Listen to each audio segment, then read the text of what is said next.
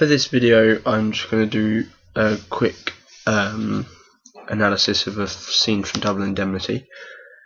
But before I do that, I'm just going to do a quick synopsis of what the film was actually about. It's set in 1938, and an experienced salesman called Walter Neff of the Pacific All Risk Insurance Company meets the seductive wife of one of his clients, and she's called Phyllis Driedrichsen. And during the story they have an affair. Phyllis proposes to kill her husband to receive proceeds of an accident insurance policy, and Walter, being obviously in the insurance industry, devises a scheme to receive twice the amount based on a double indemnity's clause, and that's obviously where the name comes from. When Mr. Driedrichsen, Phyllis's husband, is found dead on a train track, the police accept the determination of accidental death. However, the insurance analyst and Walter's best friend, Barton Keyes, does not buy the story and suspects that Phyllis has murdered her husband with the help of another man. But obviously, because they're such close friends, he doesn't even suspect that it is Walter Neff. But in the end, he comes clean and actually says to Barton that it was actually him that helped her. Anyway, just moving on to this. So, to start with, you can see that she's sitting down and looking quite seductive, but also he's actually standing up, which sort of represents that he's the one that's in control. But unusually, this is quite unusual because the femme fatale in film noirs are actually the ones that are usually the dominant ones.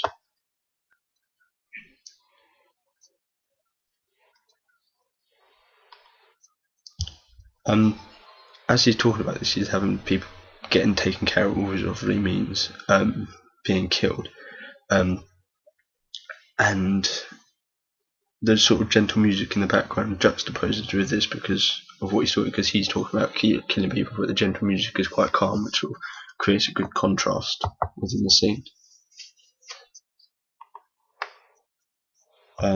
As you can't see very clearly, but here she's actually smoking, which is a typical convention of film noir. And also behind him there are the Venetian blinds. As you can see here, sort of half of his face is actually shadows, which represents he has two sides to his personality. That he has sort of this good cop side, but well, not cop, good guy side, but he also actually wants to help her kill her husband, or he has done, because this is a bit later on in the film.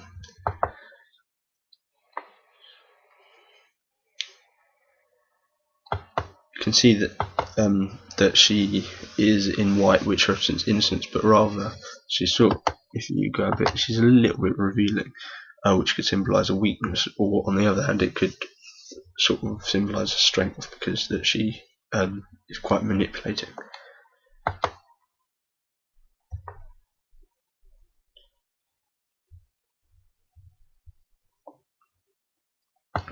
Here.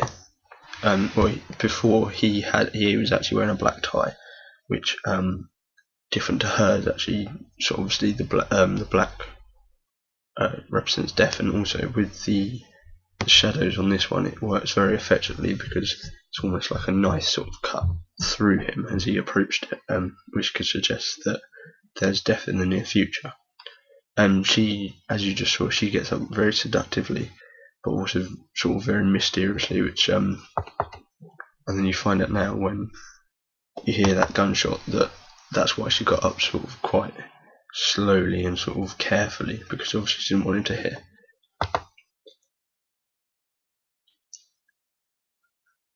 You actually see from that bit he's obviously joking around and she's actually missed. And this next bit,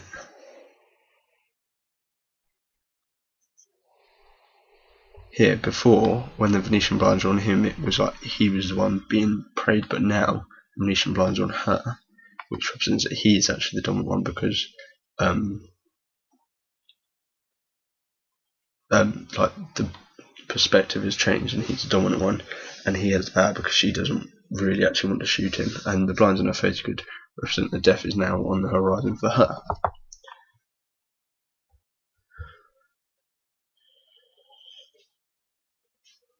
And as we see, as we get closer, when Yeah, so this bit here, when she puts the gun down, the glisten that you just saw there shows that it is actually a very important part of the scene, and although it may seem like it's over, it's actually not.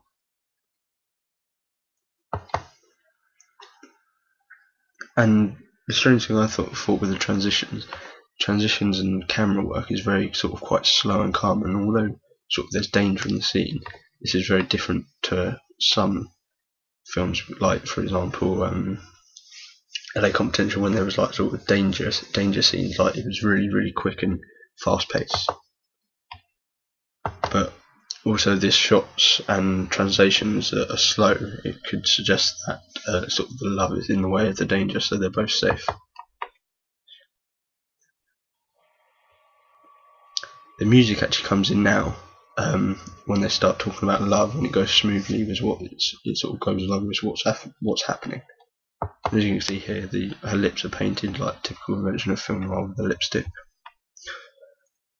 And also this over-the-shoulder high-angle shot could show that he is very much in control, and although she's trying to manipulate him, he still has the upper hand. And then this bit, she's just talking about that she realised she loved him. She loves him.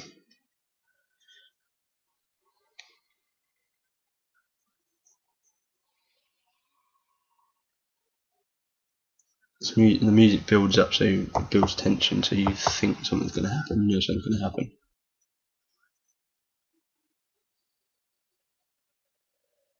And again, the music's like getting louder and louder, so it's still building tension.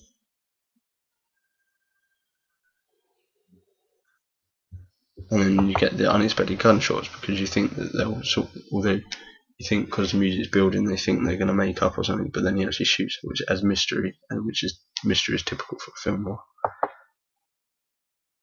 But then again, the perspective changes again, because now the Venetian blinds are on him, so it suggests that he, again, now she's dead, and although she's dead, he's still in danger again. And after he actually shoots her, the music becomes a lot darker and sort of gloomier, which goes well with the scene, because obviously he's just murdered her.